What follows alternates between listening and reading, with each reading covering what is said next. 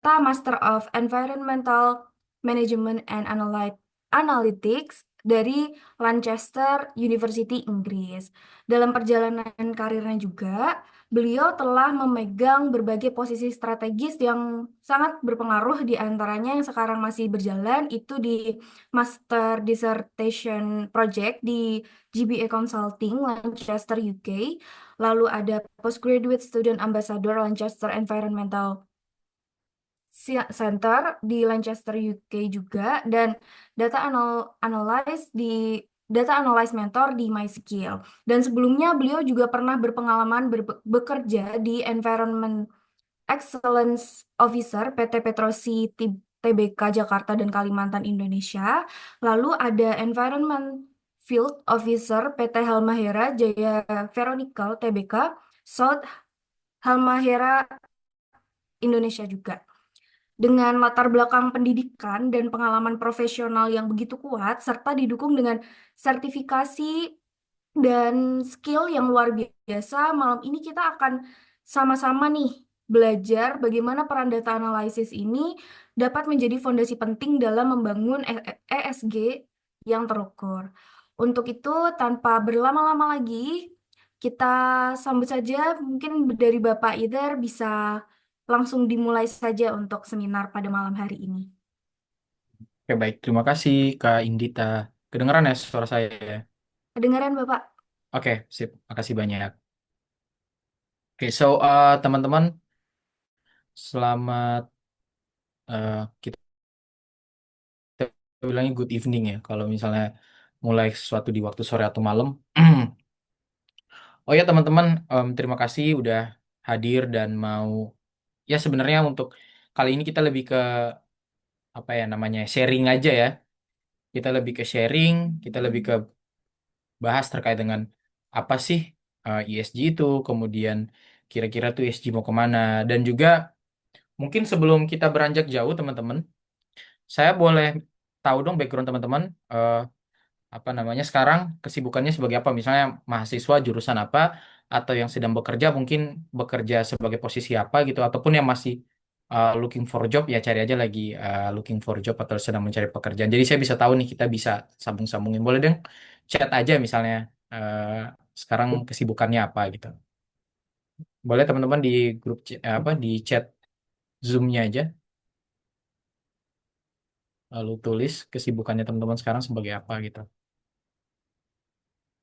Tim inspeksi lingkungan baik. Ada lagi teman-teman? Mungkin dari sini ada mahasiswa atau yang baru lulus, fresh graduate. Oke. Oh iya, kita panggil saya Mas aja ya, nggak usah Pak. Saya masih 20-an kok, panggil Mas aja ya.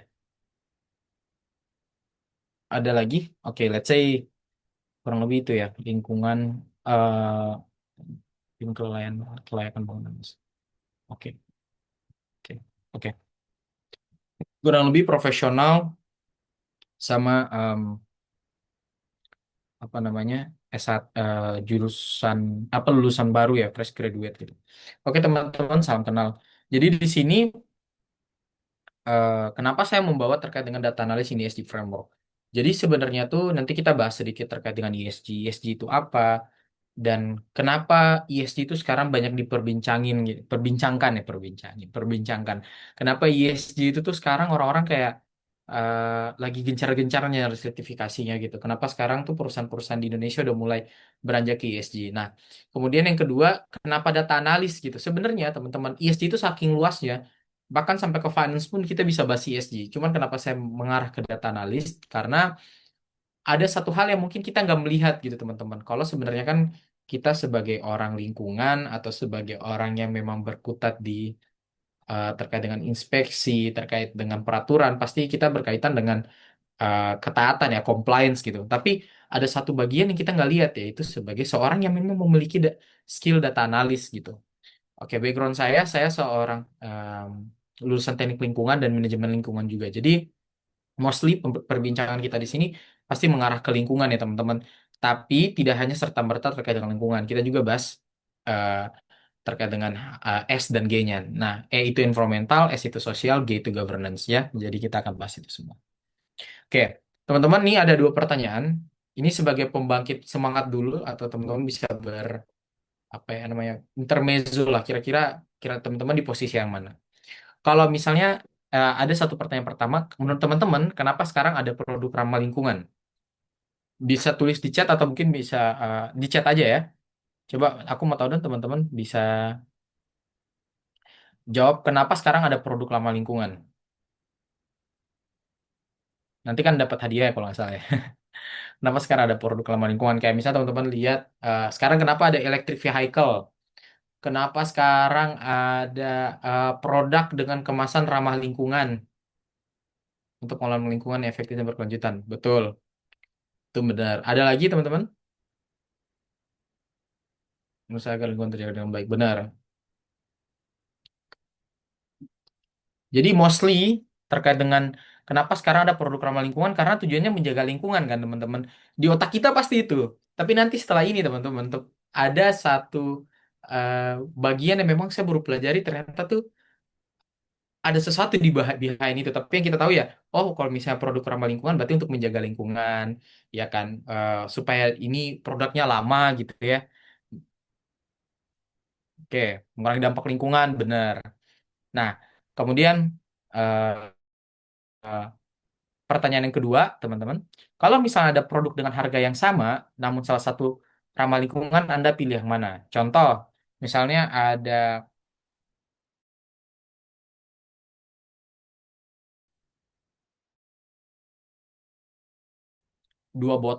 dua botol minuman, let's say, tapi harganya sama.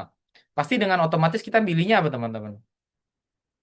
Ramah lingkungan ya, setuju ya. Cuman kita pasti hanya mengetahui eh, bahwa ternyata tuh ramah lingkungan itu menjaga untuk eh, mengurangi dampak lingkungan lah sebenarnya. Nah, cuman kita nggak sadar bahwa sebenarnya tuh di behind itu, kenapa sih ada hal-hal ini, itu sangat berkaitan dengan benefit dari satu perusahaan itu. Sehingga kenapa ada itu ESG, ya, ada itu sustainability, itu semua bagian-bagian itu. Ya, teman-teman ya. Jadi kita bisa konklusi yang pertama, mostly sekarang kita pikir kenapa sekarang ada produk ramah lingkungan untuk menjaga lingkungan.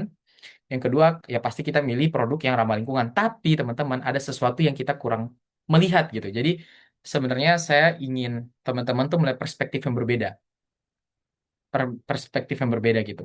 Jadi sebenarnya eh, hal-hal yang muncul sekarang gitu ya, yang terkait dengan lingkungan tuh sebenarnya tuh eh, bukan muncul dari Sustainability Development Goals doang, tapi sebenarnya tuh ini menjadi cikal bakal yang penting.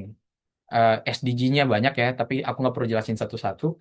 Cuman kalau teman-teman perhatikan, ada di bawah nih ESG investing. Apa itu ESG investing, teman-teman? Jadi eh, ini ESG investing. Jadi apa itu ESG, teman-teman? ESG itu Environmental, Social, and Governance. Standar yang digunakan untuk evaluasi eh, perilaku dari perusahaan dan performa ke depannya. Nah, tadi kan teman-teman kita melihatnya produk-produk ramah lingkungan gitu ya. Tapi sebenarnya ESG itu adalah salah satu bentuk dari eh, sistem pengukuran. Sistem di mana dipercayai jika perusahaan yang membuat atau memprioritaskan ESG itu bisa berjangka panjang dan investor mau investasi ke perusahaan mereka. Jadi maksud saya adalah anggap aja satu perusahaan nih teman-teman. Ada perusahaan A, mereka mengeluarkan produk-produk ramah lingkungan. Padahal produk mereka mungkin yang satunya tidak terlalu ramah lingkungan. Tapi kenapa mereka harus mengeluarkan itu? Karena mereka ingin aktif dalam program ESG. ESG itu sebenarnya program teman-teman. Ya, ESG itu adalah salah satu program yang memang menarik investor. Jadi yang selama ini kita pikir lingkungan itu hanya sebagai em, apa namanya, hanya sebagai peraturan, hanya sebagai policy, ternyata lingkungan itu atau ESG ini, environmental social governance ini ya, nanti kita bahas satu-satu ya, environmental social governance itu ternyata itu sebagai salah satu benefit juga dalam investasi. Jadi kenapa perusahaan itu apa investor itu mau investasi ke perusahaan itu ternyata berdasarkan dengan salah satunya yaitu ESG programnya, teman-teman. Kenapa sih ESG program itu penting untuk perusahaan gitu ya?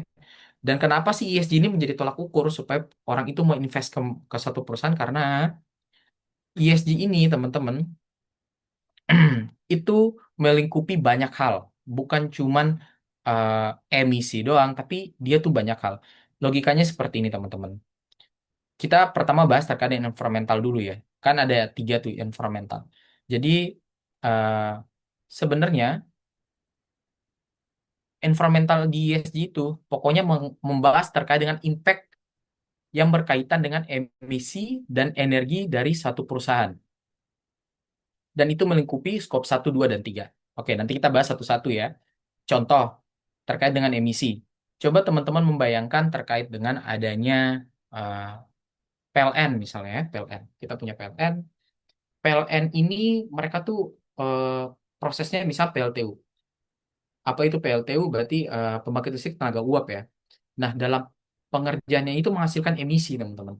Setuju? Nah, emisi itu yang kita hitung, gitu.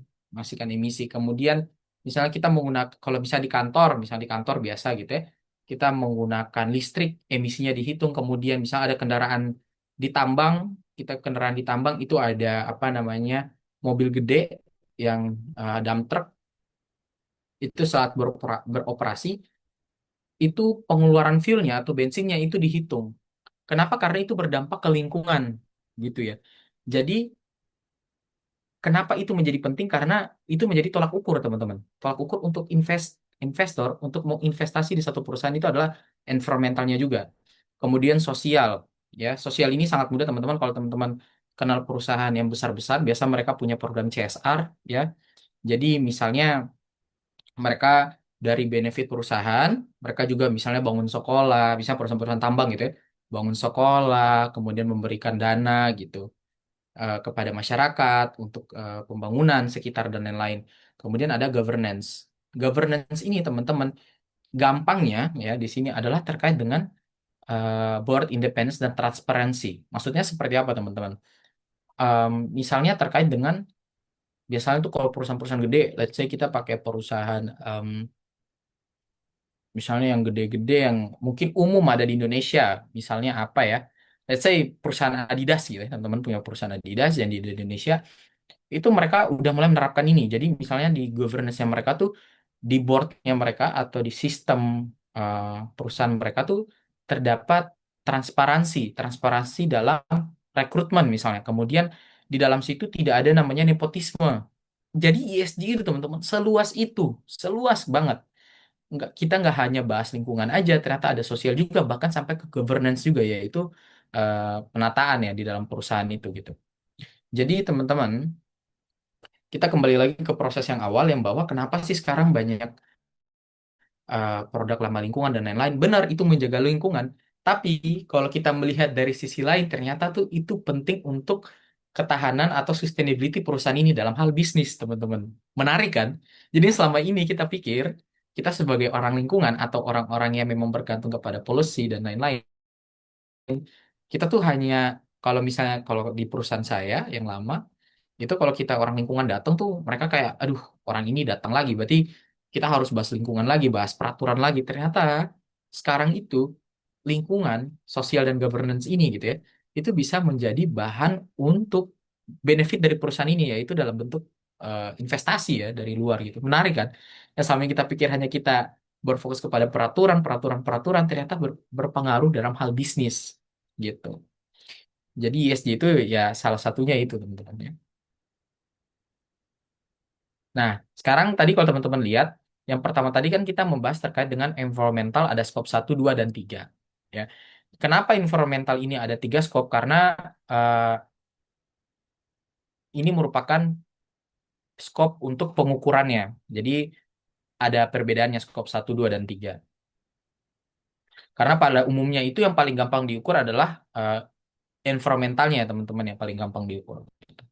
Jadi perbedaannya kalau yang skop satu direct itu hal yang atau emisi atau energi yang kita gunain. Misalnya hari-hari kita gunain listrik itu berapa persen, emisinya berapa watt gitu ya yang keluar dari penggunaan kita. Kemudian misalnya kita menggunakan fuel, fuel perusahaan, fuel kendaraan perusahaan gitu ya.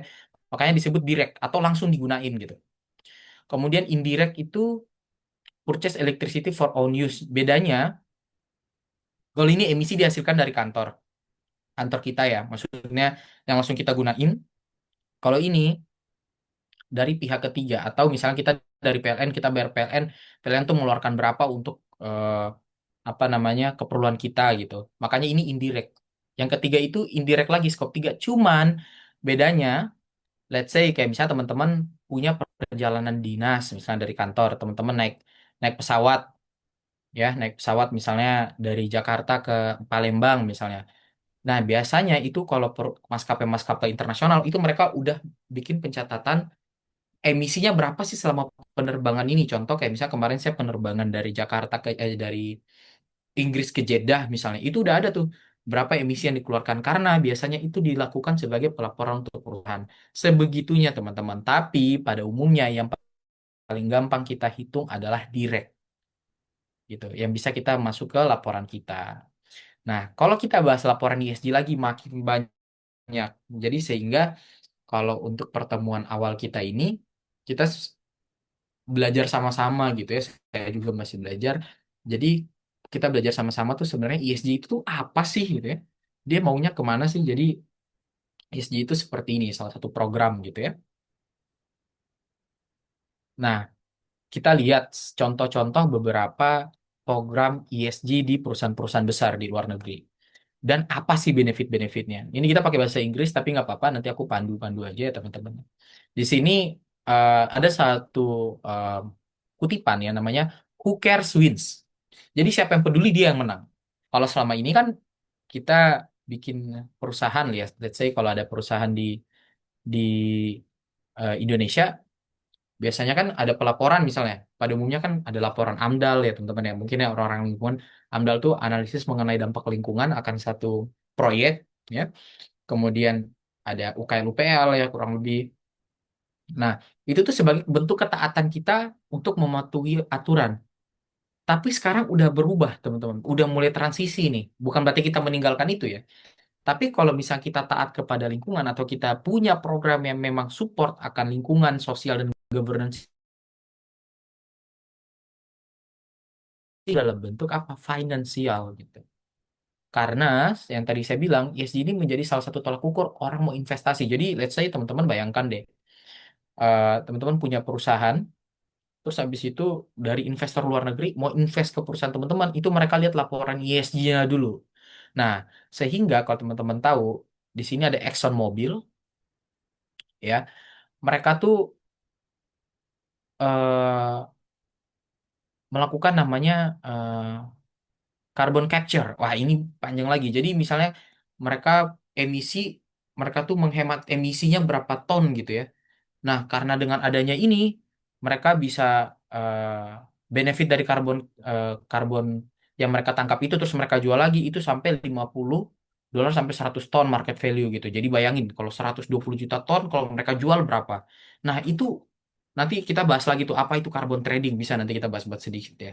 Nah, kemudian eh, ada nih Walmart ya. Walmart itu mereka spend 13,3 miliar untuk program untuk produk dari diverse suppliers. Apa itu Walmart? Walmart tuh eh, ini ya kayak hypermart gitu ya kalau di Indonesia tapi yang gede gitu ya. Atau kayak Carrefour, Lotte gitu-gitu. Nah, mereka tuh spend 13,3 miliar untuk produk yang diverse suppliers. Diverse suppliers tuh maksudnya suppliersnya tuh berbeda-beda. Diverse dalam hal ini maksudnya tidak melihat dari ras, tidak melihat dari perusahaan yang supply ini kecil atau besar. Nah, karena itu jadinya eh, adanya brand trust di situ. Oh, jadi oh ternyata di Walmart ini bagus ya investor lihatnya. Mereka tuh diverse supplier saya, jadi mereka tuh makin lama gitu produknya. Jadi dikasih lagi tuh revenue gitu. Ada lagi yang mau invest. Nah, kemudian misalnya di Delta gitu ya. Delta ini salah satu perusahaan maskapai gitu ya. Nah, jadi mereka efisiensi fuel gitu ya. Mereka bisa saving fuel di sini. Bahkan karena dengan adanya saving fuel, mereka estimasi bisa hampir 85 juta dolar gitu dalam efisiensi fuel ini ya. Kemudian ini juga Ben and Jerry gitu ya. Jadi sebenarnya tuh teman-teman, yang selama ini kita pikir lingkungan itu hanya untuk memenuhi peraturan, ternyata lingkungan kalau misalnya kita membuat yang ini, who cares wins kalau kita peduli akan lingkungan, ternyata punya benefit banyak loh. gitu untuk perusahaan kita maupun dari eh, luar gitu. Satu kayak misalnya ini dia efisiensi nih. Jadi efisiensi itu misalnya teman-teman efisiensi itu kan berarti eh, pengurangan ya. Jadi misalnya kayak dengan tapi tidak mengurangi hasil produksi. Let's say misalnya mereka mengefisiensikan mobil di satu perusahaan misalnya dari 10 menjadi 8, tapi dengan strategi tertentu ternyata tetap mencapai produksi yang sesuai dengan harapan gitu. Jadi emisinya berkurang, tapi produksinya tetap sama, ya. Gitu salah satu bentuk efisiensi. Oke. Nah, sekarang bagaimana dengan Indonesia gitu? Tadi kan kita udah lihat yang luar negeri. Bagaimana dengan Indonesia? Jadi sebenarnya teman-teman, ESG itu tuh sebenarnya dia udah bertahap, ya, dia udah bertahap sebenarnya. Nah, kalau misalnya kita tahu tuh ada namanya Paris Agreement. Paris Agreement ini kayak satu konferensi internasional yang membahas terkait dengan lingkungan gitu. Nah, di situ ada perusahaan, ada perwakilan-perwakilan negara ya, salah satunya ada di Indonesia juga yang berkomitmen untuk pengurangan emisi dan pembangunan berkelanjutan. Nah, tadi kan kalau nggak salah ada yang tadi teman-teman inspeksi bangunan gitu ya. Nah, itu kalau kita bahas ESG ada juga. Jadi misalnya nih, gampangnya kayak gini. Misalnya teman-teman bangun sebuah lingkungan, bangun sebuah bangunan. Let's say kita bangun sebuah kantor. Nah, ini kita membahas persepsi kalau dari Eropa gitu ya, kalau atau negara-negara maju, mereka setelah mau bangun lingkungan ini ada beberapa hal yang mereka inspeksi atau beberapa hal yang mereka tinjau. Salah satunya di sana juga ada AMDAL ya, atau Environmental Impact Assessment, tapi ada juga yang namanya Sustainability Report gitu. Jadi sama mereka bangun ini emisinya berapa. Selama ini kan kita cuma melihat dampak penting dan dampak tidak penting kan. Tapi kalau misalnya di negara-negara maju biasanya itu mereka udah bahas terkait dengan em, ini teman-teman. Kalau mereka bangun ini emisinya berapa yang dikeluarkan, kemudian bagaimana dampak terkait dengan penataannya, kemudian warga sekitar gimana gitu. Jadi udah tahap ke sana ya. Salah satunya itu. Jadi berawal dari Paris Agreement, kemudian bahkan di 2017 ada peraturan OJK yang menerbitkan peraturan mewajibkan lembaga keuangan dan perusahaan publik menyusun laporan keberlanjutan atau ESG report tahunan. Nah, ini teman-teman yang menjadi cikal bakal penting di ESG di Indonesia. Selama ini kan yang kita tahu hanya kayak misalnya AMDAL, UKL, UPL yang memang dibangun di awal.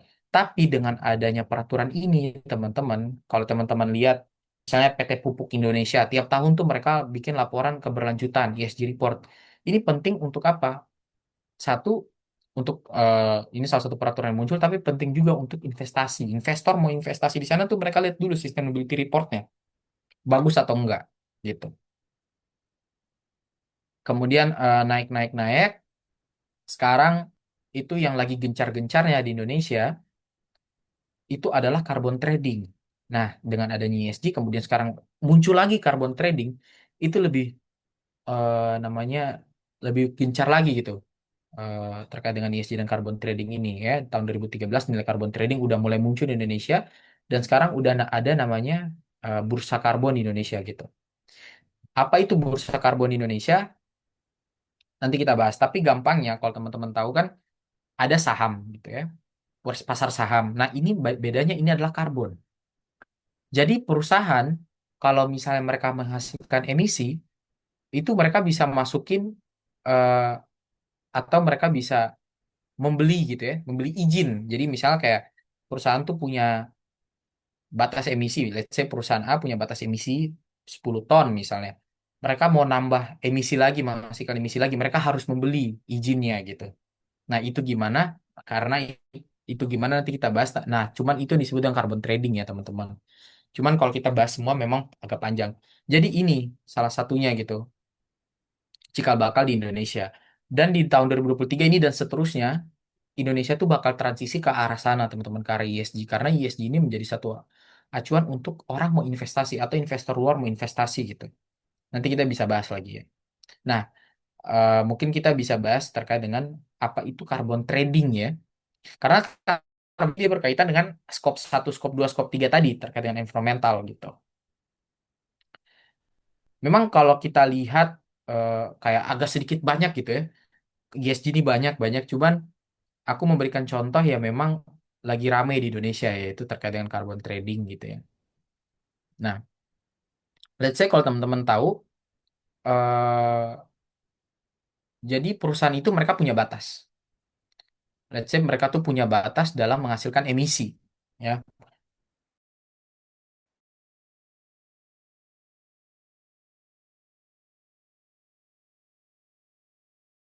jika emisinya berlebih, mereka tuh harus beli. Mereka harus beli izin, namanya carbon offset credit gitu. Mereka membeli kredit ya, membeli izin. Nah, tapi yang harus teman perhatikan, karbon itu dihasilkan dengan adanya CO2 sequestration ya. Jadi orang ada satu tempat penanaman pohon yang menghasilkan CO2. Nah, CO2 itu yang nanti dipasarkan. Jadi sebenarnya tuh carbon trading ini sistemnya global. Jadi anggap aja kita punya eh, satu lahan sequestration ya, eh, untuk menghasilkan CO2 itu bisa dibeli, namanya carbon offsetnya, carbon creditsnya dari perusahaan dari luar negeri itu juga bisa. Jadi carbon trading itu seluas itu ya teman-teman ya. Nah sekarang di Indonesia itu sudah muncul nih, IDX Carbon yang awalnya 2024 itu masih dalam negeri, sekarang udah dibuka untuk pasar internasional gitu teman-teman ya. Jadi udah sejauh itu terkait dengan ini. Kenapa saya bahas terkait emisi? Karena mostly yang saya tahu teman-teman yang hadir di sini kayak rata-rata kemungkinan dari lingkungan gitu ya, biar teman-teman bisa uh, tahu kalau ada perspektif lain gitu selain AMDAL dan UKLPN. Mungkin bisa saya contohkan ya terkait dengan apa itu carbon trading yang sangat sederhana. Ya. Mungkin saya sambil gambar aja teman-teman ya. Let's say kita punya perusahaan ya, perusahaan A dan perusahaan B. Sorry.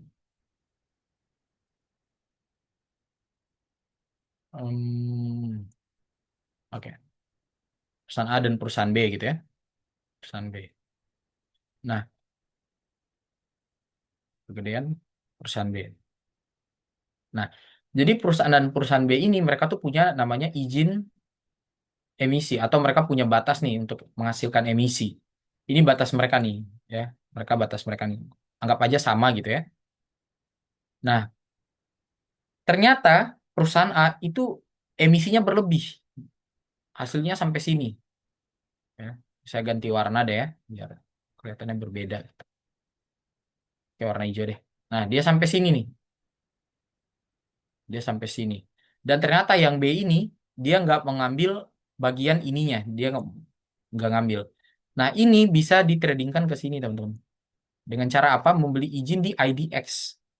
Jadi mereka membeli izin, kemudian mengeluarkan uang ya dari perusahaan A ke IDX ini, gitu. Sederhananya carbon trading seperti itu. Ya, jadi sebenarnya itu terkait dengan emisi yang batas emisi yang dihasilkan. Paham ya? Terkait dengan carbon trading. Ini yang lagi apa namanya? Lagi rame lah sekarang di Indonesia kalau terkait dengan carbon trading.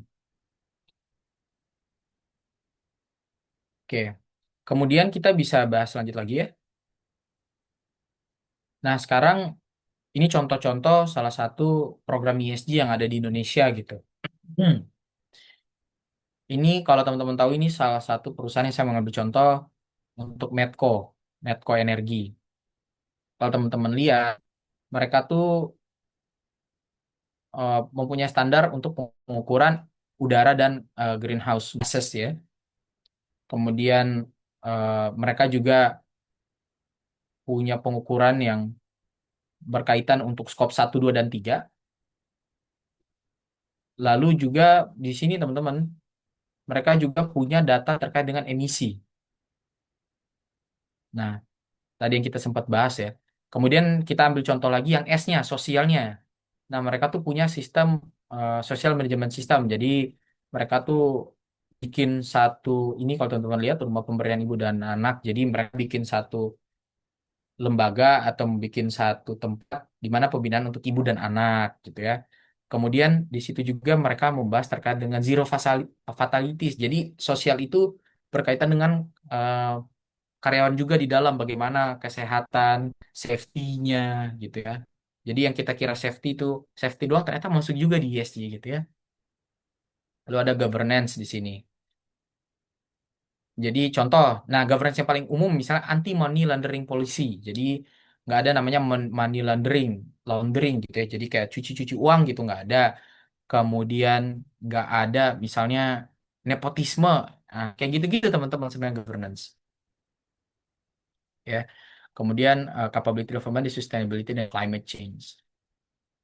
Jadi sangat luas ya ESG ini ya. Yang kita pikir kita cuman orang lingkungan atau mungkin kita orang-orang peraturan ternyata tuh bisa menghasilkan benefit gitu untuk perusahaan. Nah, bagaimana dengan perusahaan-perusahaan yang lain, misalnya di Vale gitu ya. Vale ini salah satu perusahaan nikel yang ada di Indonesia. Jadi mereka tuh punya target teman-teman pengurangan emisi sampai 30% pada tahun 2030. Kemudian mereka mencatat pengamatan energi 142.000 gigajoule ya pengurangan emisi. Kemudian optimalisasi proses produksi sejumlah 33.000 ton. Kemudian PLN mencatat emisi 214.000 ton. Kenapa hal-hal ini menjadi penting, teman-teman? Karena ini merupakan laporan untuk sebagai tolak ukur ya. Tolak ukur terkait dengan ESG ini tuh seperti apa di perusahaan ini gitu. Jadi, teman-teman yang mungkin sekarang penasaran di ESG dan mencari karirnya, percayalah, saya sangat yakin sih dalam beberapa tahun ini dan ke depan, ini menjadi salah satu eh, bidang yang sangat menarik untuk kita ketekuni gitu. Nah, cuman teman-teman ini yang mungkin kita balik ke tema kita. Tadi kan kita udah belajar tuh terkait dengan ESG itu apa secara umum ya. Secara umum ESG itu apa, bahasnya apa, keperluannya apa. Tapi sebenarnya tuh ada hal yang memang orang tidak melihat. Maksudnya orang tidak melihat tuh seperti ini. Terkadang kan pekerjaan itu dilihat kalau misalnya itu udah banyak orang kerjain. Tapi sebenarnya orang yang punya skill dan belum banyak ada orang lakuin itu ternyata tantangan saat ini. Maksudnya apa? Anggap aja gini teman-teman, kita punya tantangan saat ini yaitu data yang tersebar dan tidak terintegrasi. Setiap divisi lingkungan HR keuangan menyimpan data sendiri tanpa sistem yang terpadu. Jadi ESG ini kan tadi teman-teman lihat tuh sangatlah luas ya. Jadi dari lingkungan HR dan keuangan tuh mereka menyimpan data sendiri-sendiri masing-masing. Nggak ada yang ngumpulin gitu. Itu permasalahannya. Kemudian kualitas dan konsistensi data tuh rendah. Jadi misalnya data yang masuk tuh masih sembarangan gitu, masih agak susah untuk membacanya, minimnya visualisasi dan insight berbasis data, jadi visualisasinya masih kurang oke gitu ya. Ya udah yang penting grafik aja gitu. Lalu pelaporan belum memenuhi standar global. Nah, kalau kita bahas lagi nih, pelaporan masih panjang, tapi ESG itu mereka punya laporan sustainability itu punya namanya standar global laporan IGRI, TCFD, dan SASB gitu. Dan masih banyak sih. Nah, ini permasalahan-permasalahan ini teman-teman, ini yang mungkin belum banyak yang menyadarinya. Sehingga ada satu role atau ada salah satu eh, title yang memang kita jarang mendengarnya itu ESG analis atau ESG data analis gitu. Jadi dengan banyaknya data dari ESG tadi yang teman-teman lihat, itu ternyata masih belum banyak orang yang bisa mengolah ini. Sehingga em, peran sebagai data analis itu lumayan menarik di dalam ini karena orang terkadang belum menyadari gitu ya apalagi kalau misalnya ada permasalahan dengan data pasti mereka mengerjakannya ya sebisanya aja tapi kalau misalnya teman-teman punya satu skill apalagi khususnya fresh graduate satu skill yaitu data analis dan terjun ke ESG ini yang kita anggap dulu hanya sebagai tempat untuk lingkungan atau safety atau eh, konstruksi dan lain-lain itu hanya sebagai oh iya ini hanya untuk memenuhi peraturan compliance yang sekarang udah bisa bawa ke benefit dan teman-teman punya skill data analis itu akan sangat menarik teman-teman karena kita bisa membuat apa pembuatan dashboard yang interaktif ya kemudian penggunaan data analytics untuk deteksi tren risiko dan peluang keberlanjutan maksudnya apa nanti kita lihat kemudian transisi laporan statis menjadi insight strategis jadi data yang masih sembarangan kita kumpul kita uh, integrasi kita bersihin ya Kemudian kita buat dashboard dan datanya menjadi data analitik yang gampang untuk dimengerti gitu, memberikan insight yang strategis. Nah, ini salah satu contoh-contoh nih teman-teman. Ini jarang banget kan kelihatan di beberapa tempat, atau yang saat ini yang kita masih melihatnya ya udah kita bikin laporan aja gitu, laporan-laporan. Tapi ternyata tuh ada namanya sustainability dashboard, ESG dashboard yang memang membahasnya hal-hal tadi. Jadi misalnya kalau teman-teman lihat di sini, impact kita terhadap karbon udah seberapa banyak, offset, kemudian net impact ya, kemudian energy consumption itu emisinya berapa banyak, transportasi, waste. Ya memang ini tuh kalau misalnya teman-teman lihat di sini juga ada filternya, kita bisa cek dan lain-lain. Yang memang mungkin nggak semua orang punya skill ini, teman-teman. Semua orang belum punya skill ini. Makanya saya dari tim Tanusa mengajak saya di sini karena eh, saya mungkin memiliki apa ya, ketertarikan dalam data gitu. Saya memiliki ketertarikan dalam data dan punya background sebagai orang lingkungan ya, yang sekarang mau belajar nih terkait TSG. Saya melihat ini menjadi peluang yang sangat menarik gitu. Yang skill yang memang menurut orang yang cuma orang IT doang nih yang bisa, tapi ternyata enggak. Menariknya teman-teman, di luar negeri itu penggunaan data itu udah kayak emas gitu. Penggunaan pengolahan data udah kayak emas. Dan apakah kita orang Indonesia juga kalah dengan orang luar negeri terkait pengolahan data? Oh, tidak juga. Bahkan dari beberapa tempat ada beberapa kesempatan yang memang hal-hal yang pribadi saya buat itu hal-hal baru juga buat mereka gitu. Karena skill data analis ini terkadang mereka pikir hanya untuk bagian teknik informatika, teknik komputer, yang gitu-gitulah. Ternyata bisa juga kita sebagai eh, orang lingkungan atau orang compliance ya, bukan cuma orang lingkungan doang kayak konstruksi dan lain-lain, tapi kita punya skill data analis ini menjadi menarik banget kan. Ya memang sama ini orang kurang melihat gitu. Nah, ini ada salah satu contoh lagi gitu ya. Jadi ini dashboard ESG.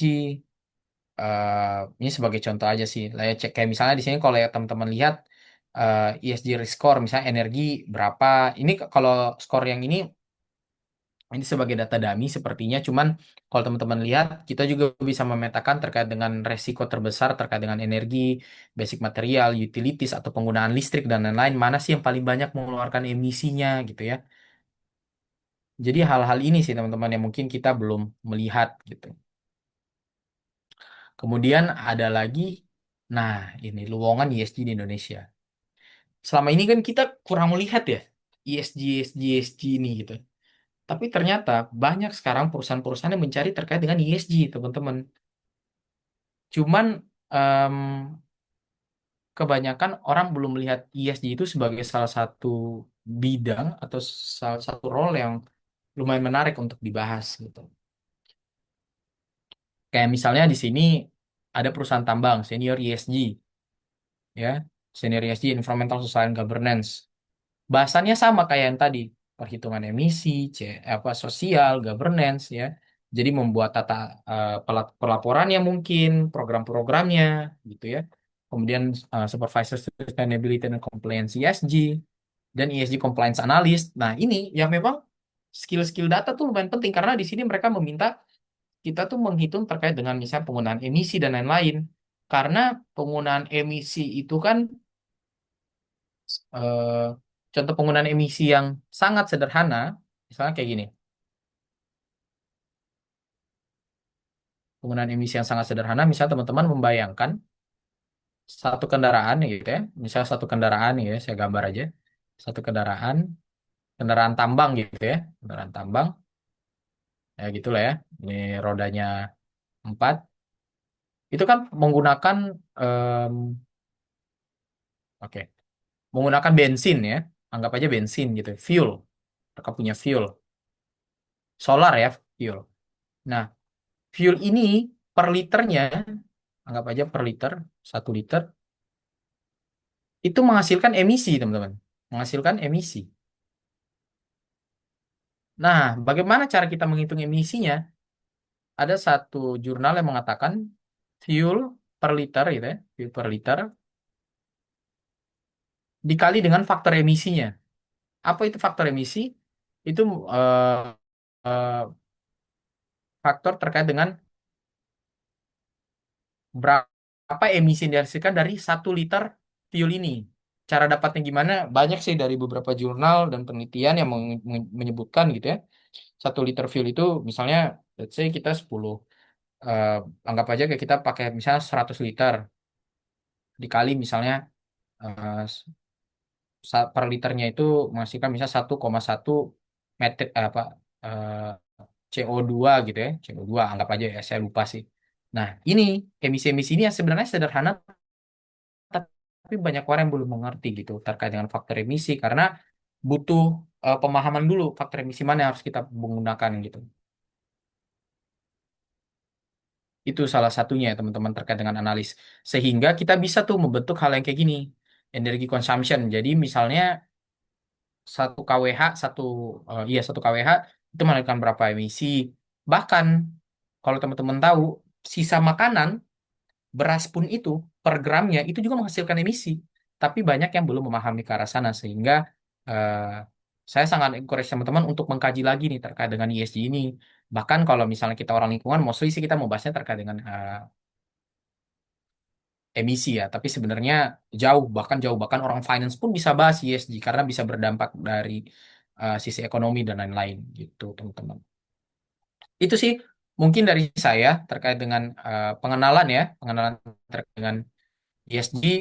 Mungkin teman-teman yang masih baru banget, saya juga pribadi masih belajar. Mungkin kayak ESG ini ternyata luas banget ya, dan mungkin penjelasannya tadi agak sedikit lompat-lompat karena kalau kita bahas satu-satu memang lumayan panjang.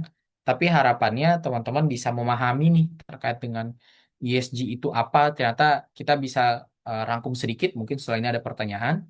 ESG itu merupakan salah satu standar ya, standar dan program yang ada di perusahaan gitu, yang mengukur terkait dengan eh, perilaku perusahaan dan performa ke depannya. Dan ESG ini menjadi salah satu tolak ukur untuk orang atau investor menginvestasi di dalam, ya, karena itu menjadi eh, salah satu faktor penting kalau perusahaan ini bagus atau enggak. Sesimpel itu sih, perusahaan ini bagus atau enggak nih kalau saya taruh duit di dalam gitu. Dan di dalamnya ada environmental, sosial dan governance gitu ya. Mungkin dari saya itu sih teman-teman, overview terkait ESG. Mudah-mudahan tergambar gitu ya. Mudah-mudahan teman-teman sempat menangkap. Dan jika ada pertanyaan dipersilahkan saya kembalikan lagi ke moderator gitu. Silahkan. Baik, terima kasih banyak Bapak Idhar untuk Masih Idhar nih untuk materi dari penjelasan terkait ESG tersebut gitu. Baik, selanjutnya jika ada pertanyaan bisa gunakan fitur raise hand atau teman-teman bisa tulis di kolom chat nih untuk yang ingin bertanya terkait pemaparan yang sudah dijelaskan dengan Mas Idhar nih.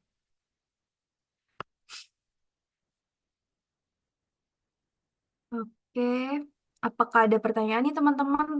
Dari tadi ini loh, apa pertanyaannya sangat... Oh, sudah ada nih. Mas Wijdan, Muhammad Wijdan. Boleh di on mic dulu Mas Wijdan? Ya, terima kasih moderator. Izin bertanya, Mas Idar ya. Ya, Iya ya. di sini kan saya fresh graduate dan juga eh, baru tahu nih tentang ESG ini nih.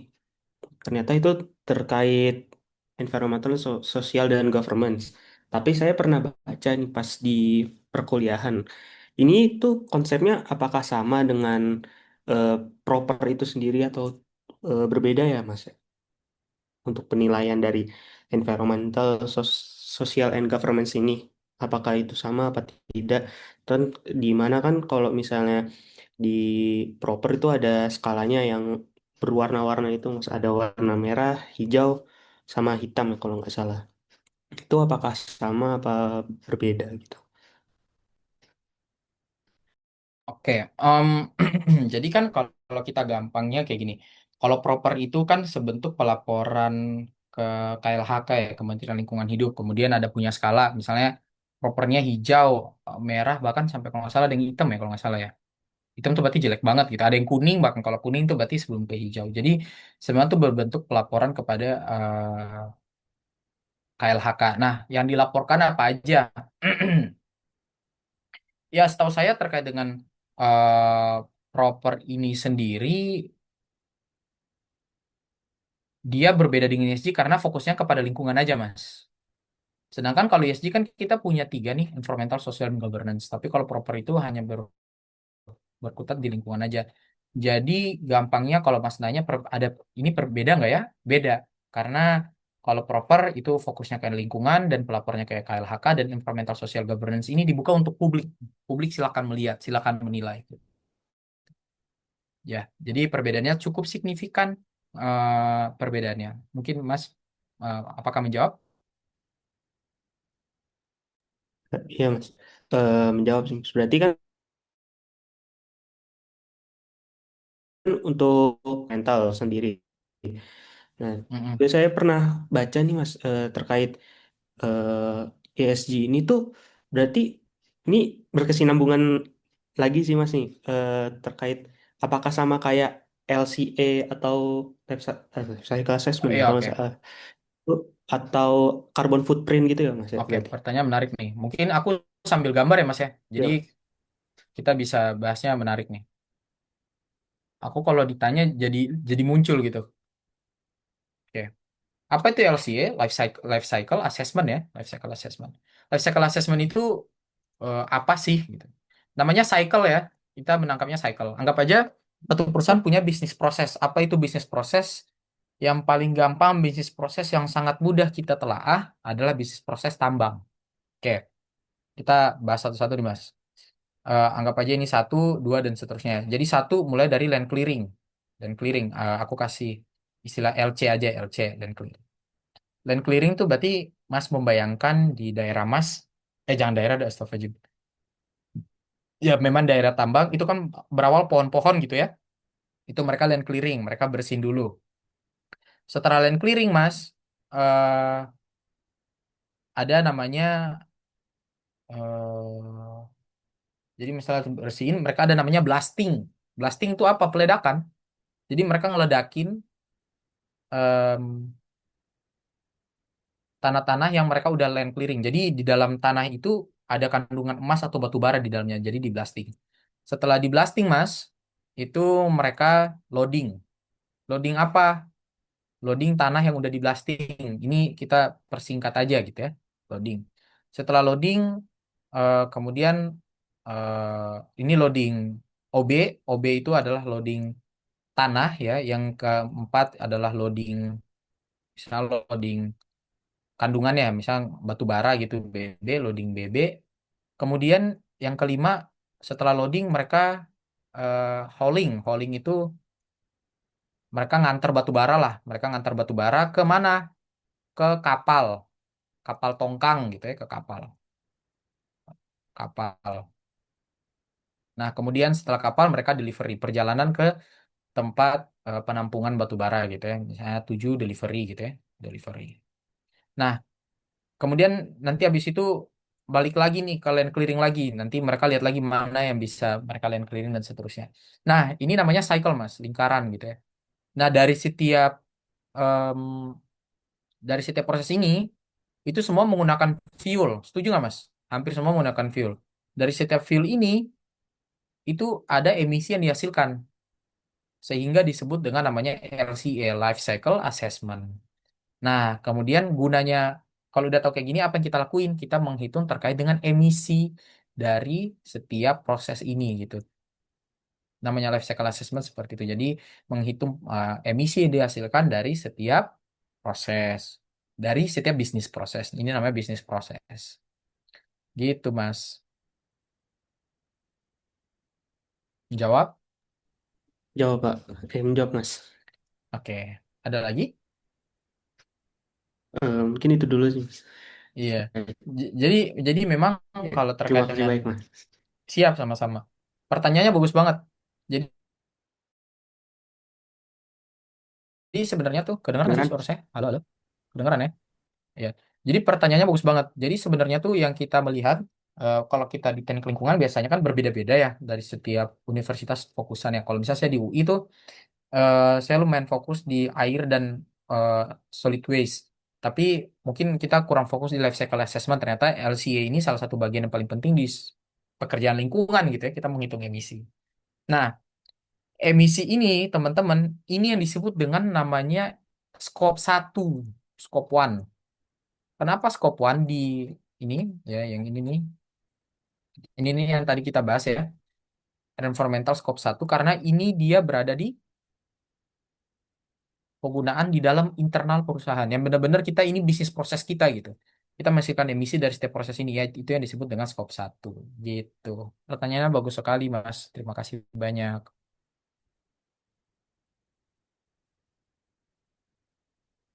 Oke, mungkin itu dari Mas siapa tadi Mas Wijdan ya. Mungkin ada lagi. Iya, teman-teman kira-kira ada yang ingin bertanya lagi? Bisa raise hand atau bisa ditulis nih di kolom chat gitu. Mungkin dari saya dulu ya Pak, karena saya juga dari teknik lingkungan nih, saya ada pertanyaan. Saat ini kan banyak perusahaan yang mulai berusaha untuk melakukan transisi menuju praktik ramah lingkungan ya.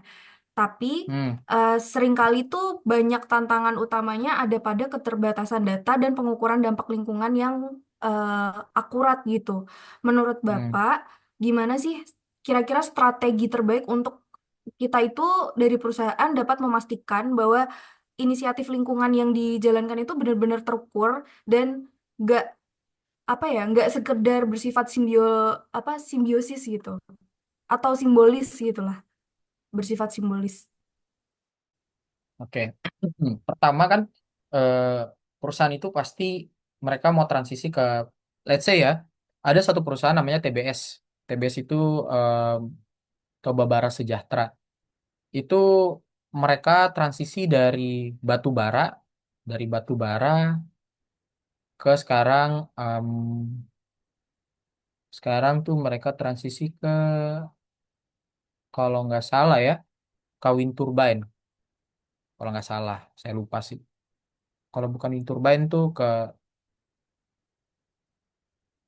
ini tenaga air. Apa itu wind turbine? Ini kincir angin buat menghasilkan listrik. Kenapa mereka transisi dari A ke B? Karena permasalahan yang pertama, batu bara ini adalah hasil bumi. Hasil bumi itu, anggap aja teman-teman kayak gini. Kita punya mangkok ya. Kita punya mangkok. Yang memang mangkok ini banyak isinya, tapi kan kita keruknya sedikit-sedikit, sedikit-sedikit, sedikit-sedikit. Lama-lama mangkoknya ini habis. Dan mereka berpikir, oh kalau misalnya mangkoknya ini habis, batu bara habis dong. Karena kan walaupun mangkoknya banyak, nggak semua mangkok kita kerok. Sehingga mereka transisi ke B, yaitu wind turbine. Karena angin itu pasti tetap berjalan, masih tetap angin itu pasti selalu ada gitu ya. Insya Allah angin jangan pernah berhenti gitu. Jadi dengan adanya wind turbine ini kan berarti mungkin teman-teman di Indonesia kita yang ada wind turbine mungkin masih jarang ya. Ada beberapa proyek mungkin yang sedang dibangun. Konsepnya wind turbine tuh kayak gini. Kita punya satu eh, apa namanya, ya wind turbine gitu ya. Ini wind turbine, ini baling-balingnya. Angin itu berhembus, tek tek tek tek tek tek tek tek, tek. Itu dia berputar, set gitu. Nah, kenapa mereka mau transisi ke sini tadi? Bahwa hasil bumi ini nih dia bisa aja terbatas dan dia berangarah ke wind turbine. Itu satu. Kemudian gimana sih supaya kita tuh punya program atau kita bisa transisi itu bisa akurat gitu ya pertanyaannya, Kak. Siapa tadi? Kak Nanta kah? Indita, Pak. Iya betul, Pak. Indita. Nah, bagaimana supaya ini bisa akurat? Pertanyaan akurat ini bisa kita jawab jika kita telah menganalisis pasar dan kebutuhan. Misalnya, wind turbine ini, misal dari batu PLTU ya, berarti BBI ini PLTU, misalnya per bulan. Nah, wind turbine ini mungkin tidak bisa sebesar ini. Dia misalnya kayak cuma bisa 10 doang megawatt per bulan. Nah, tapi apakah ini dapat menjawab kebutuhan dari customernya dan lain-lain? Itu harus adanya analisa. Analisanya panjang tuh. Analisanya apakah ini sesuai eh, investasinya sesuai atau enggak, em, apa namanya, menjawab pertanyaan atau enggak. itu dilakukan berdasarkan analisa. Analisa yang mereka lakukan itu banyak, teman-teman. Ada proses analisa em, bagaimana sih sampai bisa muncul wind turbine ini gitu ya. Jadi ke wind turbine ini pasti mereka melakukan analisa gitu ya, sampai wind turbine ini muncul. Permasalahan mereka kan ini terbatas. Jadi permasalahan satu, batu bara terbatas gitu ya, terbatas. Batu bara terbatas. Kenapa terbatas? Karena bumi punya batas misalnya gitu ya. Nah, dan seterusnya kenapa lagi, kenapa lagi, kenapa lagi sampai mereka dapat nih permasalahan utama sehingga oh solusinya wind turbine gitu. Jadi kalau pertanyaannya bagaimana biar bisa akurat, itu berdasarkan analisa ya. Analisanya itu ya tergantung lagi ke arah goal perusahaan ini mau kemana. Itu sih yang bisa aku jawab. Jadi berdasarkan permasalahannya, dan kemudian mereka menganalisa kira-kira akar masalahnya tuh apa dan perusahaan ini mau dibawa kemana. Itu sih Mbak. Memang agak sedikit tricky ya. Cuman itu salah satu bentuknya. Dianalisa dulu. Oke, baik, terima kasih Pak atas penjelasannya, Mas Idhar. Ini di kolom chat ada yang bertanya nih, Mas Idhar, dari Pak Gilang, izin bertanya, Mas. Jika pemerintah menjadi stakeholder dari ESG ini, apakah menjamin dengan transparansinya dan juga indikator apa yang menjadi aspek penilaian selain dari transparansi tersebut? Transparansi Mungkin itu bisa dijawab dulu. transparansinya itu dari perusahaan apa dari pemerintah kalau boleh tahu. Nah, mungkin Mas Gilang bisa Karena kalau kita dijawab bilang terlebih dahulu. transparansi pasti otaknya pemerintah gak transparan gitu ya. Apa tahu gimana? Jangan sampai saya salah persepsi nanti salah nih. Dari pemerintah Mas. Oke. Berarti otak kita, otak saya. Berarti pemikiran kita kan berarti pemerintah ini bisa aja tidak transparansi akan satu hal gitu. Nah, cuman stakeholder yang dimaksud di sini banyak ya. Apa itu stakeholder, teman-teman? Stakeholder itu pemangku kepentingan. Pemangku kepentingan ini karena kenapa? Karena ada duitnya di dalam. Gampangnya kayak gitu. Jadi stakeholder atau misalnya ya ada kepentingan lah di dalam. Misalnya stakeholder di dalam tuh ada investor gitu ya, investor. Kemudian ada orang warga sekitar.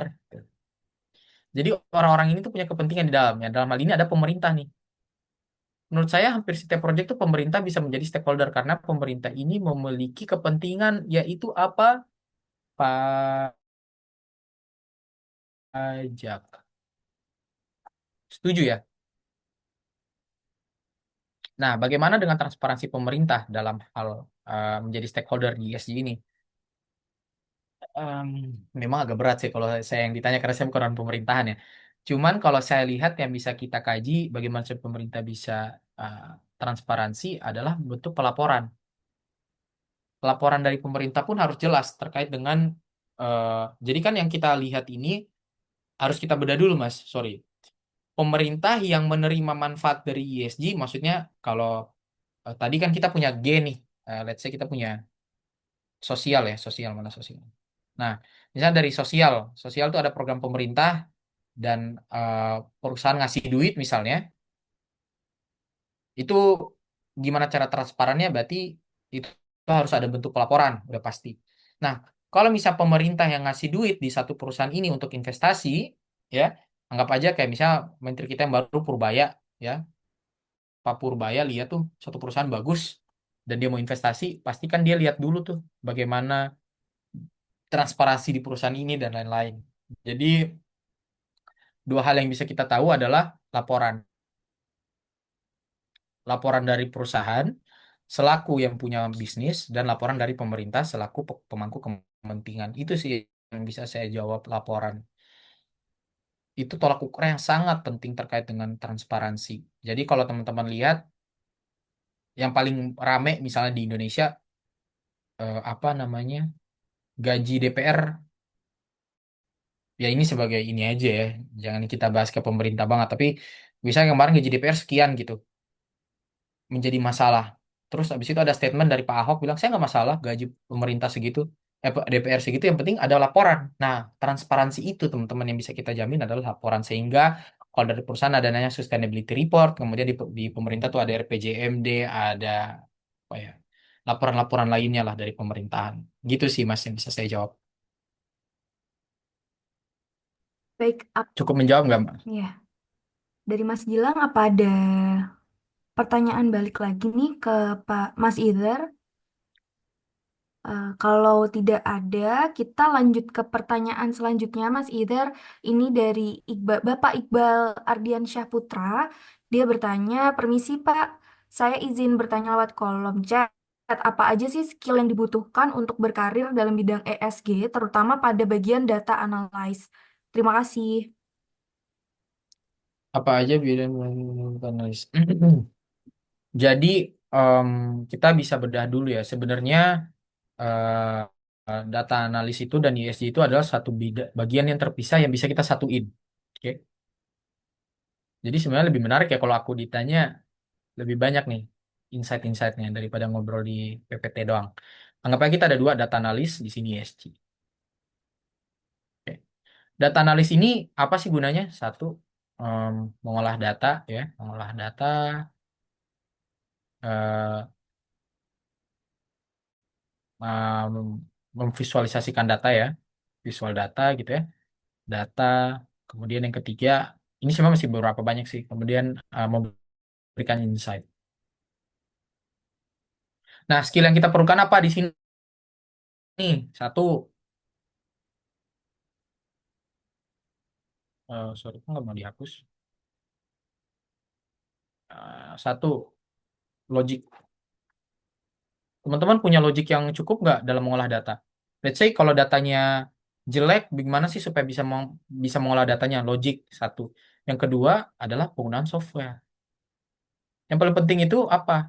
Logiknya dulu. Kalau logik udah bisa, kita bisa mengerti akan kita bisa mengolah data mau pakai software apapun. Yang paling umum kita gunain adalah apa? Excel, ya Excel. Misalnya sekarang udah mau beranjak-beranjak dikit, bisa pakai Python, gitu. Jadi skill ini. Nah, kalau di ESG satu apa? Em, banyak ya tadi ya. Misalnya yang paling umum, misalnya kita kayak belajar terkait dengan konsep konsep ESG, framework, kemudian bentuk pelaporan. Nah, ini sih skill yang harus kita miliki gitu terkait dengan data analis dan ESG. Data, jadi kan ESG data analis gitu ya, gampangnya. Gitu sih. Mudah-mudahan menjawab.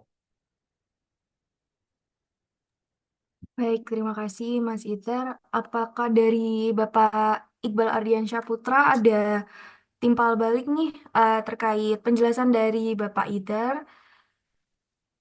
Mungkin bisa diberikan responnya melalui kolom chat. Kalau gitu kita lanjut lagi. Ini ada pertanyaan lagi nih Mas Iter dari Bapak Tengku Aulia. Malam Pak, izin bertanya bagaimana mengukur data-data ESG apabila penilaian environmental itu dihubungkan dengan pembangkit tenaga nuklir. Terima kasih. Seperti itu, Pak. Mungkin bisa dijawab, Pak. Oke. Nuklir ya. Wah, berat banget nih. Saya belum pernah bahas terkait nuklir. Tapi yang bisa saya kaitkan adalah satu tadi, teman-teman. Em, saya lebih senang gambar-gambar, nggak apa-apa ya, teman-teman ya. Mohon maaf nih.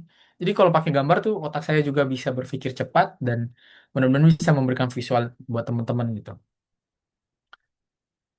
Jadi anggap aja satu pembangkit tenaga nuklir. Jadi tenaga nuklir kita apa sebutnya? Bukan smelter ya, pembangkit tenaga nuklir ya pokoknya ya. Satu factory pembangkit tenaga nuklir di sini gitu ya. Factory pembangkit tenaga nuklir ya.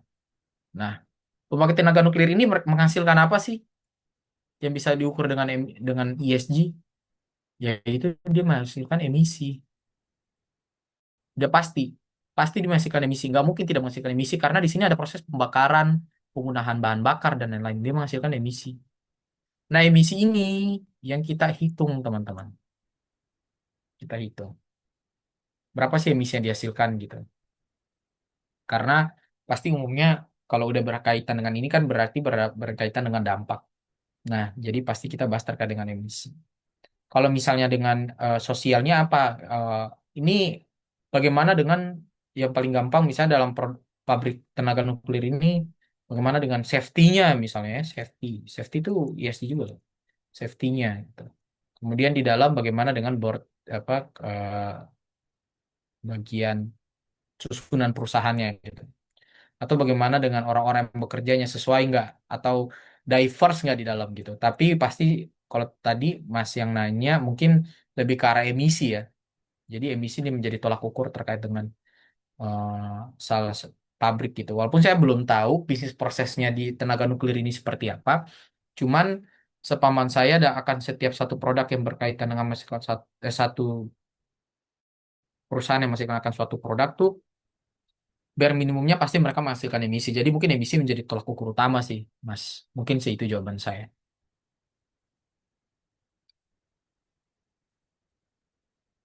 Baik, terima kasih Mas penjelasannya. Apakah, oh sudah cukup ya, terima kasih. Apakah dari teman-teman yang lain masih ada pertanyaan nih terkait penjelasan-penjelasan yang sudah dijelaskan oleh Mas Idhar? Kami masih menunggu jika ada pertanyaan.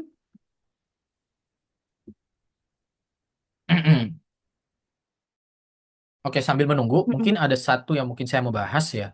Jadi sebenarnya itu em, kalau kita lihat mostly ESG itu mereka pasti berkaitan dengan namanya sustainability, investing dan investor gitu ya.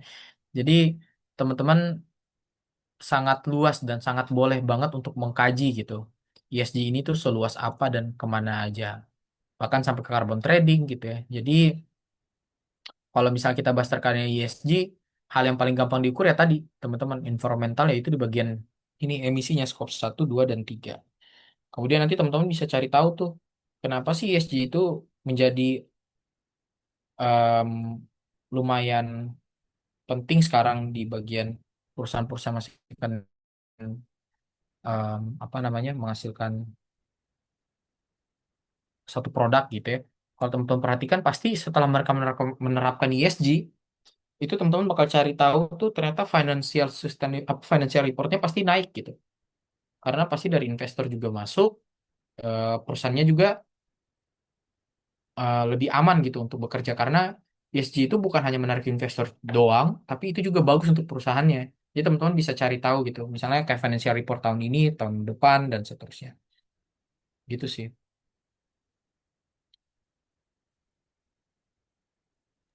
Baik, terima kasih Mas penjelasannya.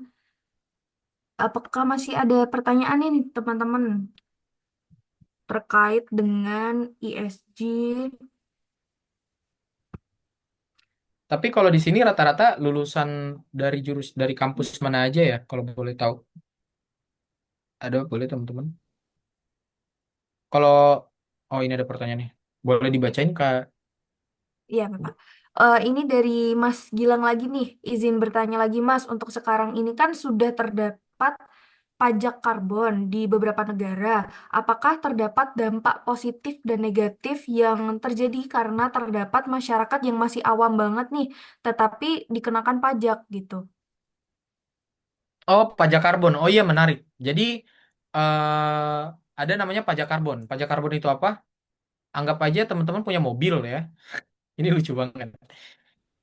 Jadi teman saya beli mobil tahun em, tahun 2012. Nah, di tahun 2012 ini dia emisinya misalnya per liter dia menghasilkan emisi misalnya 10 CO2 gitu ya.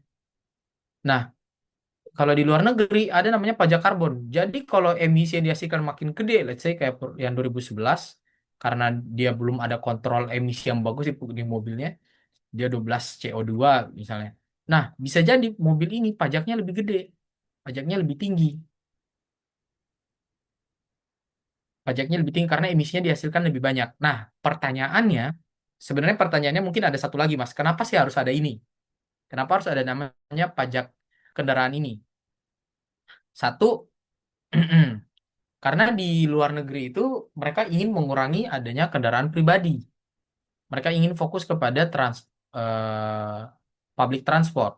Public transport itu pengen menjadi acuan utamanya. ya, transport. Dan mobil-mobil yang menghasilkan emisi tinggi itu mulai harapannya ditinggalkan. Karena pasti murah, tapi em, menghasilkan emisinya tinggi. Jadi tidak benefit untuk masyarakat, tapi kurang benefit untuk pemerintah dan jelek untuk kehidupan sekitar gitu. Oke, itu ya public transport. Yang kedua, kurang bagus lah untuk lingkungan. Kemudian pertanyaan keduanya adalah, apakah bagus untuk masyarakat awam? Satu, teman-teman yang harus kita ketahui, di luar negeri itu, atau negara-negara maju, itu, ya kita gambar lagi deh. Biar menarik ya, aku suka banget nih kalau sharing sambil gambar. Jadi, kita punya grafik, ya. Ini eh, em, grafik a- aman, ya. Warna ungu ini adalah grafik aman ekonomi. Apa sebetulnya? Aku kurang paham sih. Tapi ini logikaku aja. Ini kita sebut aja grafik aman ekonomi, GAE gitu ya, grafik aman ekonomi. Nah, pertumbuhan akan satu negara maju itu tuh mereka pertumbuhan ekonominya tuh kurang lebih kayak gini. Segini terus mereka melampaui. Sehingga mereka udah melampaui ini garis aman ekonomi. Karena udah melampaui garis aman ekonomi ini, mereka bisa berfokus kepada lingkungan. Nah, sehingga apakah ada bermasalah untuk orang awam untuk hal ini? Bagi mereka itu udah enggak, karena mereka udah tercerdaskan dengan sendirinya. Karena mereka lebih tahu kalau ternyata tuh public transport tuh sepenting itu, dan public transport itu bagus kalau traffic itu jelek. Jadi sebenarnya tuh apakah permasalahan bagi mereka? Sebenarnya enggak, karena hal faktor utamanya akan ekonomi ini sudah terjawab gitu. Jadi MBG di luar negeri itu ada, tapi MBG-nya itu sudah teratasi sebelumnya gitu. MBG ini kan sebenarnya program yang sebenarnya tambahan ya, yang harus kita fokuskan kan sebenarnya pertumbuhan ekonomi. Jadi pertumbuhan ekonomi di sana udah aman, sehingga hal yang kita mau taruh, misalnya pajak karbon dan lain-lain itu mereka gampang untuk mencernanya karena terkait dengan fondasi awalnya telah terjawab. Gitu sih, Mas. Baik, dari Mas Gilang, apakah masih ada tanggapan lagi? Oh, masih ada nih, Pak. Jika menggunakan mobil listrik, apakah tetap membayar pajak karbon juga, Mas? Gitu. Enggak. Kalau pajak karbon enggak, tapi pajak kendaraannya tetap bayar. Beda dia. Pajak kendaraan dan pajak karbon dan pajak kendaraannya tuh berbeda. Jadi kalau misal karbonnya jadi kalau karbonnya nol ya berarti pajak untuk karbonnya nol gitu. Jadi banyak sih. Jadi kalau di luar negeri itu ada pajak, ada insurance gitu. Nah, di pajaknya itu nanti dibedah di dalam pajak kendaraan, pajak emisi dan lain-lain gitu. Gitu sih, Mas.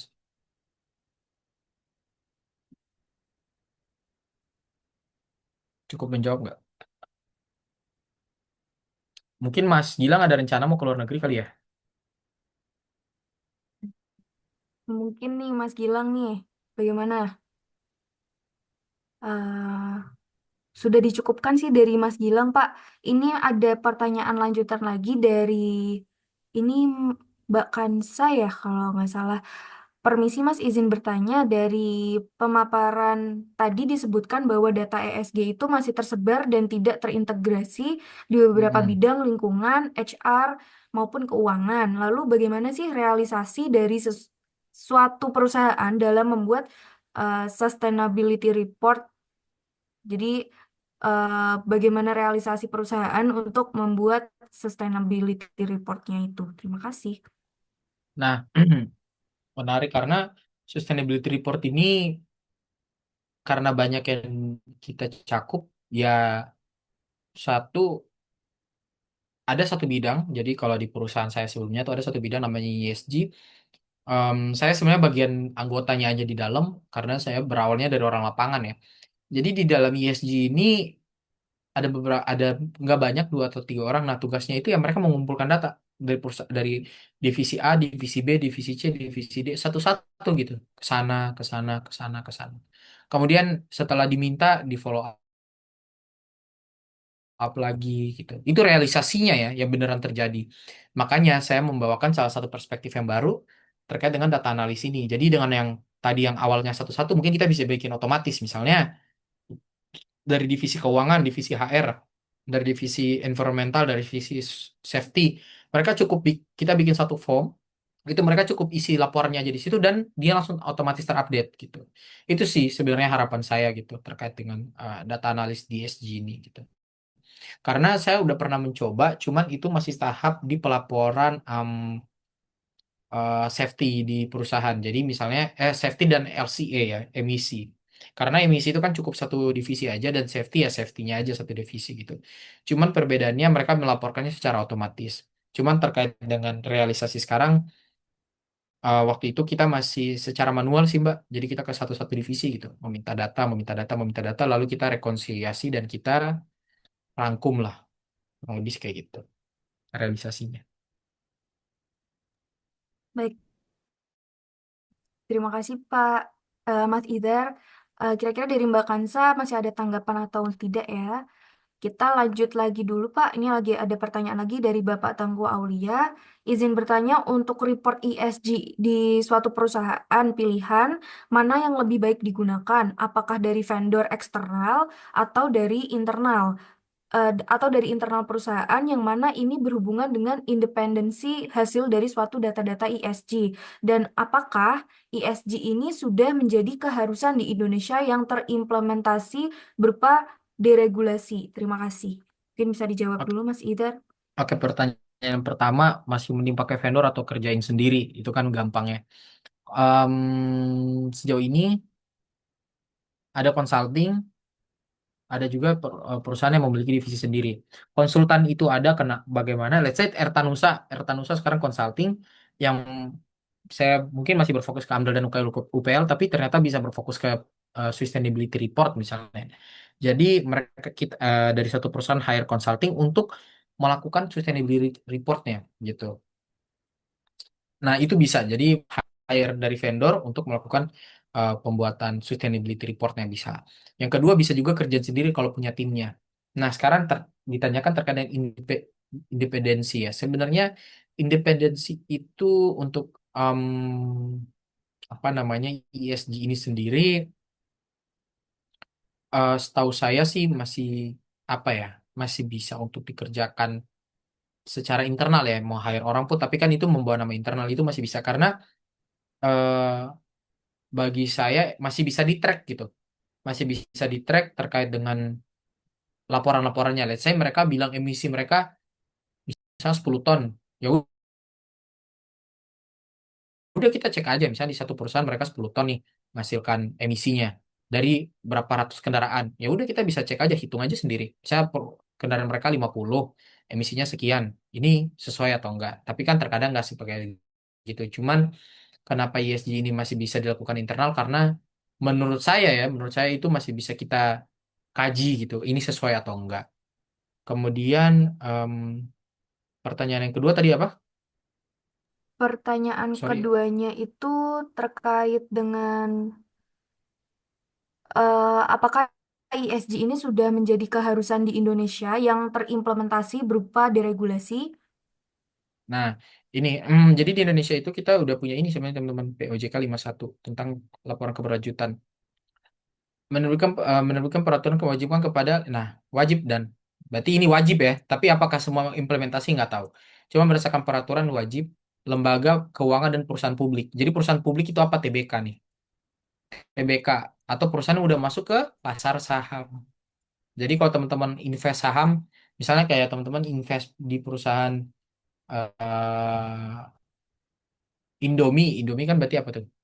Indofood ya. Di dalam tuh masuk pasar saham itu mereka wajib untuk melaporkan sustainability reportnya.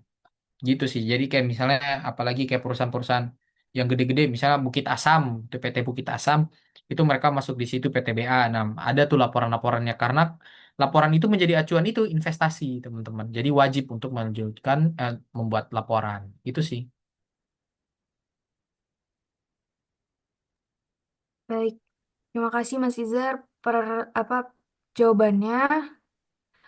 Selanjutnya ada pertanyaan dari Ibu Siti Nurhajidah Mardiah. Izin bertanya, Mas, bagaimana pendekatan ESG dapat memperkuat hubungan sosial antara perusahaan tambang dan komunitas lokal agar tercipta nilai bersama atau shared value? Share value. Nah, tadi bagus nih. Jadi misalnya salah satunya tuh kayak Medco gini ya. Mereka tuh bikin rumah pemberdayaan untuk Medco gitu. Untuk anak dan ibu di Medco, di perusahaan Medco. Kemudian di perusahaan saya sebelumnya, kita bangun sekolah, kita bangun sekolah gitu. Jadi kita reparasi sekolah, kita bangun sekolah, kita cari gurunya dan lain-lain. Share value-nya di mana? Jadi share value itu kan berarti ada timpal balik lah ya, timpal balik akan hal ini. Jadi eh, peran akan masyarakat sekitar itu sangat penting teman-teman. Jika adanya konflik itu bisa menjadi masalah. Jadi kalau misalnya kita punya share value yang baik untuk masyarakat, kayak misalnya kita bangun sekolah, kita bikin pembinaan dan lain-lain, itu em, kasarnya tuh pekerjaan kita di daerah mereka tuh lebih mudah karena kita juga memberikan benefit untuk mereka dan mereka juga mempermudah lah gitu.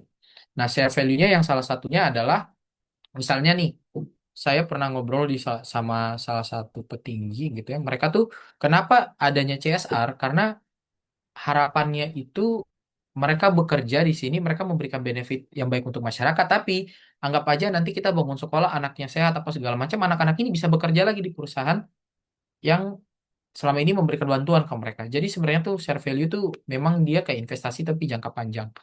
Nah, cuman yang kalau ditanya bagaimana sih terkait dengan hubungan baik dengan masyarakat sekitar ya itu memberikan manfaat-manfaat dari perusahaan kepada masyarakat sekitar, benefit ya. Benefitnya biasanya bantuan. Kayak gitu sih. Dan itu masuknya di sosial lah. Kalau di SG masuknya di S gitu. Itu sih, Mbak.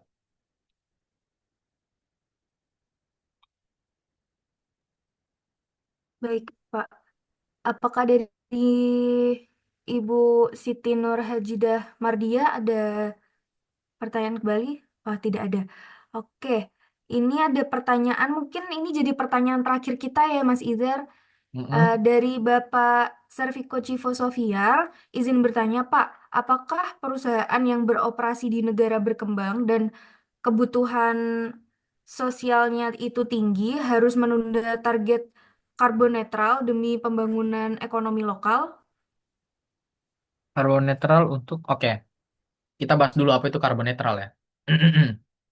Jadi dalam jadi kalau misalnya kita bahas terkait dengan karbon, itu ada dua, teman-teman. Yang saya tahu ya. Ada namanya karbon offset atau karbon netral.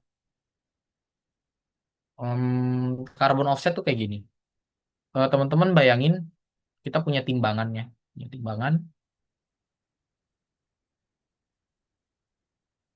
Nah, karbon offset itu misal karbon kita udah melebihi gitu ya banyak. Nah, kita melakukan satu program gitu ya, program misalnya kayak kita punya wind turbine gitu. Jadi emisi yang dihasilkan kita sedikit tapi benefitnya kita yang kita hasilkan juga banyak. Jadi dia tuh seakan-akan seimbang tapi tidak nol. Itu namanya carbon offset gitu ya. Jadi seimbang gitu loh, tapi tidak nol. Tapi kalau carbon neutral itu di satu pekerjaan yang life cycle yang tadi, misalnya di satu pekerjaan yang dalam satu lingkaran ini, itu karbon yang dihasilkan itu nol, emisinya itu nol. Yang which is notabene unrealistis bagi saya. Karena ya mungkin ada, tapi untuk kayak untuk Indonesia mungkin agak sedikit masih panjang ceritanya perjalanannya. Nah, kemudian pertanyaannya tadi, apakah harus ditunda dulu untuk pertumbuhan ekonomi ya? Kalau nggak salah ya, untuk apa tadi? Ekonomi warga sekitar apa gimana tadi yang pertanyaan terakhirnya? Saya lihat dulu. Untuk ekonomi, untuk pembangunan ekonomi lokal, Pak. Ya, pembangunan ekonomi lokal. Nah, jadi sebenarnya dalam pekerjaan kita itu harus kita lihat benefitnya. Oke, kita menghasilkan emisi, ya, menghasilkan emisi.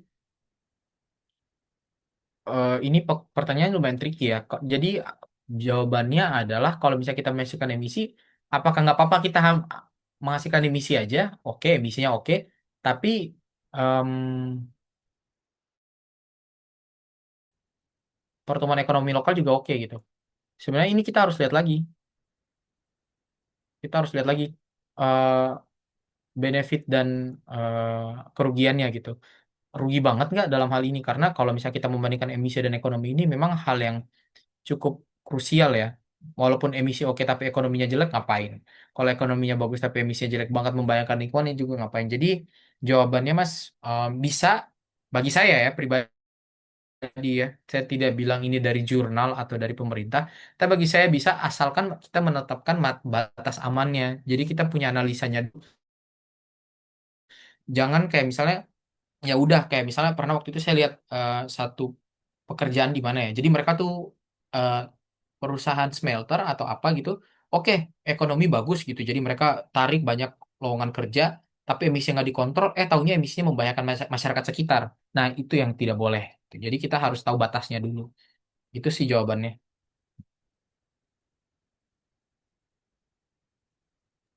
Baik, sudah terjawab ya Bapak Serviko Civo. Oke, dari tem, dari tim Ertanusa boleh minta tolong di di share screen lagi terkait door prize karena tadi cukup banyak ya yang bertanya nih kira-kira teman-teman juga yang belum sempat melihat terkait ketentuan door prize kita. Sebelumnya juga saya berterima kasih banyak dengan Bapak Idhar telah menyampaikan seminar dengan sangat luar biasa dan memberikan banyak insight untuk kita semua. Dan saya izin mengingatkan kembali untuk Bapak Ibu yang ikut di seminar pada hari ini, absensi sudah dibuka. Silakan link absensi dapat dilihat melalui kolom chat. Mohon mengisi data diri sesuai dengan pendaftaran karena akan digunakan untuk klaim keperluan sertifikat. Dan Bapak Ibu yang belum absen bisa cek ya di kolom chat itu. Baik, nah untuk ketentuan dari door prize pada seminar kali ini bisa dilihat nih Bapak Ibu. Em, yang pertama untuk instructionnya kita bisa membuat ulasan webinar paling menarik di IGS dan tag Ertanusa dan yang kedua membuat ulasan webinar paling menarik di LinkedIn dan tag Ertanusa seperti itu. Saya sebelumnya saya izin sekali lagi nih sebelum kita tutup banget saya izin untuk melakukan dokumentasi jika tidak ada yang berhalangan untuk on cam bisa ikut untuk bisa menyalakan kameranya untuk dokumentasi. Oke, mungkin dari tim Erta bisa bantu untuk screenshot ya. Saya hitung 1, 2, 3. Sekali lagi ya. 1, 2, 3. Baik. Terima kasih banyak teman-teman sudah hadir. Baik, Bapak Ibu, tidak terasa kita sudah sampai di penghujung acara seminar dari peran data analisis dalam pembangunan ESG yang terukur. Terima kasih banyak juga untuk Mas Idar sudah berbagi insight yang luar biasa dan juga peserta yang sudah aktif memberikan pertanyaan dan diskusi. Izinkan saya menyampaikan pantun untuk penutup malam hari ini. Pagi-pagi nyeruput kopi sambil baca berita terkini. Seminar tuntas happy-happy, besok beraktivitas semangat lagi. Terima kasih atas waktunya Bapak Ibu. Sampai jumpa di seminar selanjutnya. Wassalamualaikum warahmatullahi wabarakatuh. Terima kasih Mas Waalaikumsalam warahmatullahi Idar wabarakatuh. sudah memberikan seminar yang sangat luar biasa. Waalaikumsalam warahmatullahi Oke, wabarakatuh. terima kasih. Saya izin live ya. Baik. Teman-teman, Oh terima iya kasih Mas, banyak. Mari. mari.